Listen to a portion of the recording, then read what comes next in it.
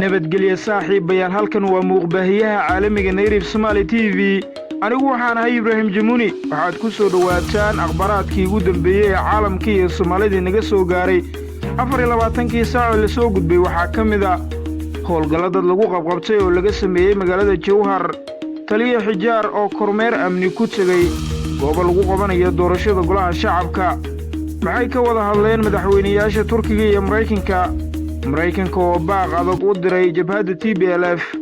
iyo madaxweynaha koonfur galbeed oo dib ugu laabtay magaalada Baydhabo akhbaraadkaasi iyo kuwa kale oo faahfaahsan ayaad ku daawo doontaa warkeena hase ahaatee daawadu haddii ay tahay marka kugu horreysa booqashada halkan fadlan subscribe garee bartayna YouTube laagree fiidiyowgan oo la wadaag saaxiibadada page-keenan Facebook laag iyo follow ku riix dhiirigelin ayay noo tahay aad ayaad u mahadsan tahay ugu horreyn warkeena aynu ku bilownay howlgallo laga sameeyay xaafada ka tirsan magaalada Gaalkacyo ciidamada booliska iyo kuwa daraawiishta dowlad goboleedka Jubbaland ayaa waxa ay howlgallo kala duwan ka sameeyeen wadooyinka qaar ee magaalada Gaalkacyo ee xarunta gobolka Mudug howlgalkan ayaa waxa uu hogaaminayay gudoomiyaha degmada Gaalkacyo injineer Maxamuud Cabdinuur Aadan kusimaha taliyaha qaybta booliska gobolka Mudug taliyaasha saldhigyada magaalada Gaalkacyo iyo taliyaha howlgelinta booliska gobolka Mudug ciidamada howlgalkan sameeyay ayaa roondo ku maray wadooyinka Gaalkacyo waxaana howlgalkoodu uu ahaa mid amniga lagu xaqiijinayo iyo ururinta dakhliga degmada waxaana mas'uuliyiinta ay kula dardaarmeen ciidamada inay muujiyaan taxadar dheeraad ah una dhimriyaan bulshada muddada ay ku jiraan sugidda amniga iyo dakhli ururinta dhanka kale madaxweynaha koonfur galbeed oo dib ugu laabtay magaalada Baydhabo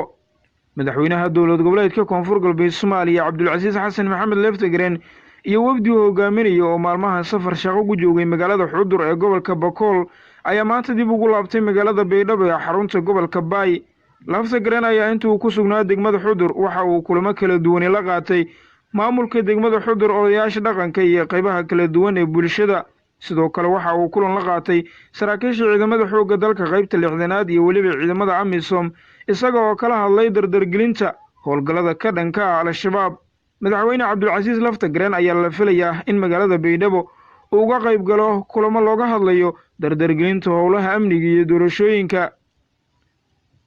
taliye xijaar oo kormeer amni ku tagay goobo loo qoondeeyay qabashada doorashada golaha shacabka taliyaha ciidamada booliska Soomaaliyeed Sareeyegaas Cabdi Xasan Maxamed Xijaar ayaa maanta kormeer howleed ku tagay hoggaanka gaadiidka booliska si loo dardargeliyo howlaha u yaala ciidamada booliska taliyaha ayaa sidoo kale kormeer midkan oo kala ah ku tagay dugsiga tababarka ciidamada booliska ee General Kahiye halka oo lagu qabanayo doorashada xildhibaanada golaha waqooyi isagoo u kurgalay qaabka ugu sareeya ee loo sugayo amniga goobta kormeerka taliyaha ciidamada booliska Soomaaliyeed Sareeyegaas Cabdi Xasan Maxamed Xijaar ayaa qayb ka ah dardargelinta howlaha amniga doorashooyinka ee boolisku u xil saaran yahay geesta kale howlgallada badan lagu qabqabtay oo laga sameeyay magaalada Jowhar ciidamada booliska dowlad goboleedka Hirshabelle ayaa howlgallo amniga lagu xaqiijinaya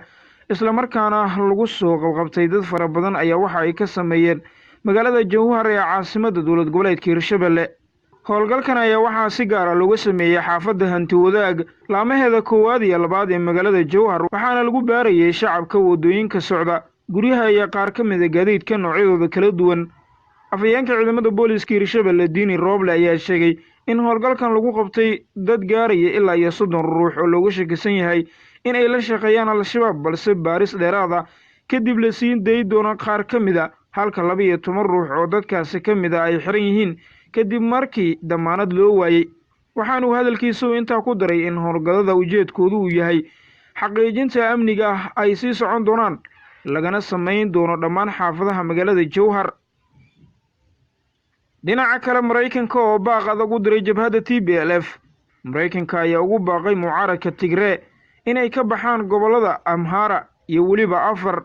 ee waqooyiga Itoobiya halka oo dagaalo uu sii xogeysay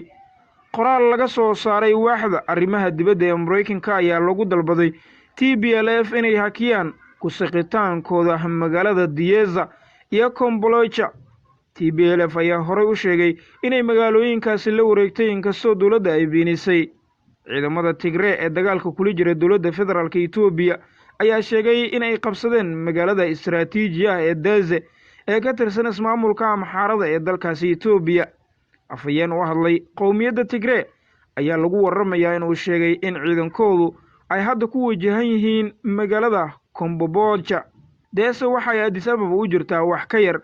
400 kiiloomitir. haddii ay jabhadda ku guulaysatana in ay qabsadaan Deese waxay noqon doontaa jab sii weyn oo soo gaaraya dowladda federaalka Itoobiya. gunti iyo gunaanadkii maxay ka wada hadleen madaxweynayaasha Turkiga iyo Mareykanka? madaxweynayaasha Turkiga iyo Mareykanka Rajab Tayyip Erdogan iyo Joe Biden ayaa ku kulmay magaalada Rome ee dalka Talyaaniga, halkaa oo lagu qabtay shirka 20aad ee dalalka adduunka ugu hodansan ee loo yaqaano G20 ama G20. waa kulankii ugu horreeyay ee labadan hogaamiye ay ka wada tirsan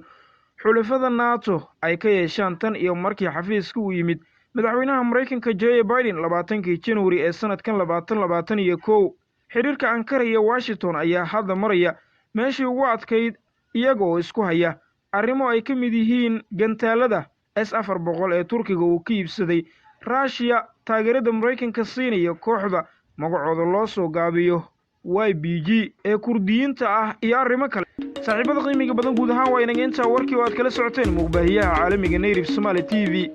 warka waxaa akhrinaya anigoo Jamuni, tan iyo warkaankiisa xiga noolo kulanta nabadgelyo.